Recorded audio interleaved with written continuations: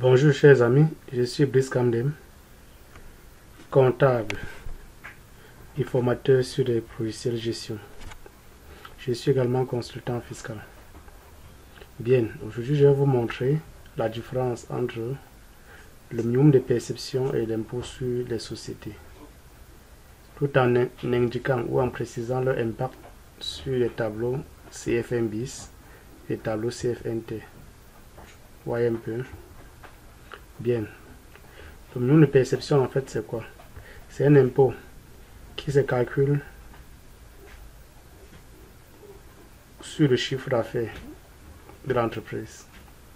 Si vous êtes au régime du simplifié, le taux de ce minimum de perception, c'est 5%. 100 centimes, c'est 5%. Et si vous êtes au régime du réel, le taux de ce minimum de perception, c'est 2%, 100 centimes additionnels communal. Vous voyez un peu. Bon, ici, en fait, pas que c'est 100 centimes additionnels communal. Du moins, dans ce tableau, on n'intègre pas les centimes additionnels communaux au minimum de perception. Bien. Donc, le minimum de perception, comme je viens de dire, c'est un impôt qui se calcule par rapport au chiffre d'affaires de l'entreprise. Son taux est de 2%. De 2% de principal pour les entreprises du réel et 5% du principal, en principal pour les entreprises du simplifié.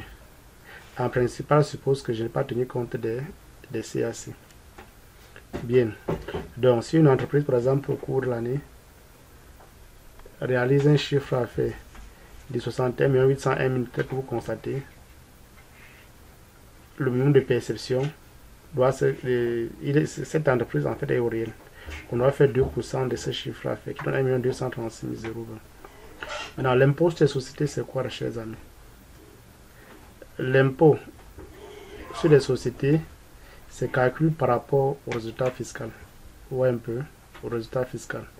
Le résultat fiscal se détermine en fait après avoir se détermine sur le résultat comptable avant impôt, plus les réintégrations, qui généralement sont des charges de nature non déductible, moins de déduction, qui généralement sont des produits non imposables, tels que vous voyez. Donc, c'est la résultante du résultat comptable avant IS, plus les réintégrations, moins les déductions, qui donnent ce qu'on appelle le résultat fiscal. Sur ce résultat fiscal, en fait, on applique un taux de 30% en principal d'impôt sur les sociétés pour obtenir l'impôt sur les sociétés proprement dit. Donc, l'impôt sur les sociétés se calcule par rapport au résultat fiscal. Donc, déjà, comme une grande différence, c'est que ils n'ont pas les mêmes bases de calcul. La base de calcul du minimum de perception sur le chiffre d'affaires, alors que la base de calcul de l'impôt sur les sociétés, c'est le résultat fiscal. Donc, on voit déjà donc une différence. Maintenant, l'incidence. Je vais maintenant vous parler de l'incidence. Leur incidence sur le tableau CFM bis que voici. Le CFM bis que voici, c'est un tableau qui permet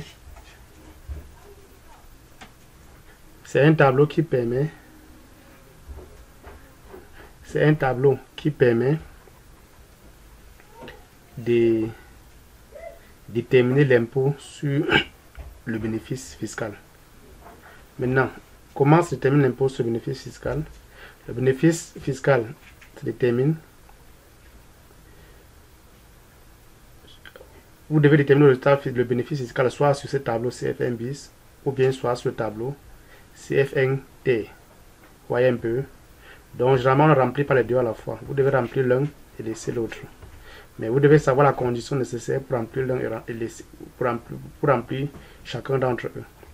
La condition, en fait, pour remplir le CFM bis, ce tableau CFM bis, qui est le tableau de l'impôt sur le bénéfice fiscal, est que il faudrait que le résultat fiscal, il faudrait que l'impôt sur les sociétés que voici soit supérieur au minimum de perception.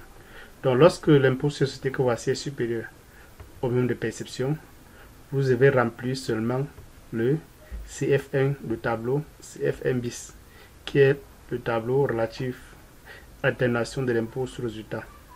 Donc, ça va se reporter ici, l'impôt sur le bénéfice. L'impôt sur les sociétés est calculé à ce niveau. En principe, doit se reporter ici, au cas où l'impôt sur les sociétés est supérieur au minimum de perception. Et à ça, vous devez procéder à la déduction. Vous devez procéder à la déduction des investissements de nature déductible. Vous devez également tenir compte des déficits antérieurs. Vous devez tenir compte des déficits antérieurs, qui est ce tableau. Dans le même siège, vous devez utiliser, vous devez utiliser ce tableau pour procéder à la déduction des déficits antérieurs. Maintenant, sur ce tableau proprement dit, le principal de l'IS doit se reporter et vous devez y ajouter l'IRCM non déductible à la source. Vous devrez en fait procéder à la déduction d'autres IRCM retenus à la source. Bien, bref, l'impôt dû sera égal à celui-ci. Voyez un peu. Lorsque vous devez ajouter le CAC, vous aurez maintenant l'impôt proprement dit, l'IS total proprement dit à payer. Bon, des acomptes que vous avez eu à verser en cours d'année doivent venir en déduction pour obtenir, doivent venir en déduction. Le reliquat peut être un net à payer ou bien un crédit d'impôt. Donc, voilà un peu déjà la condition pour remplir ce tableau. Il faudrait que l'impôt sur les sociétés soit supérieur au minimum de perception. Dans mon cas présent, vous constatez que l'impôt sur les sociétés est inférieur au minimum de perception. Donc ce n'est pas ce tableau que je vais remplir. C'est la raison pour laquelle vous constatez que c'est vide. Ce n'est pas le CF1 bis que je vais remplir. Vous voyez un peu.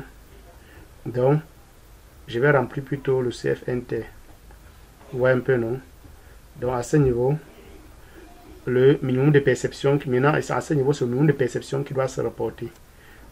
Le minimum de perception se reporte. Vous devez procéder aux déductions des réinvestissements. Vous voyez un peu.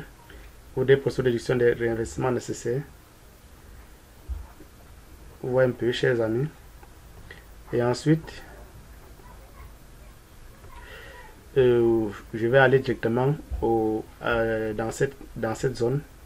Au niveau de cette zone, je vais admettre, au cas où il n'y a pas de réinvestissement à déduire, le minimum de perception doit se reporter ici. Et vous aurez le minimum de perception proprement dit.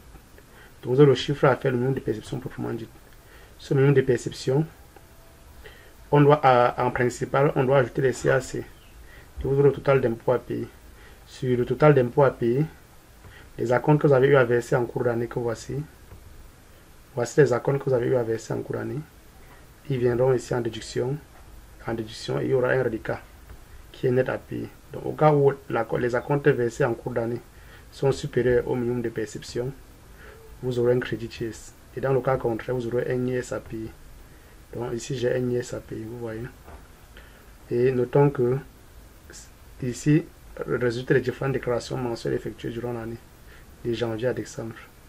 Donc voilà grosso modo la différence entre le minimum de perception et l'impôt sur les sociétés, ainsi que leur impact sur les tableaux CF1 bis et CF1 T. CF1 bis étant le tableau de détermination d'impôt sur les résultats, alors que le CF1 T est égal au tableau de détermination du minimum de perception. Merci. Abonnez-vous, chers amis.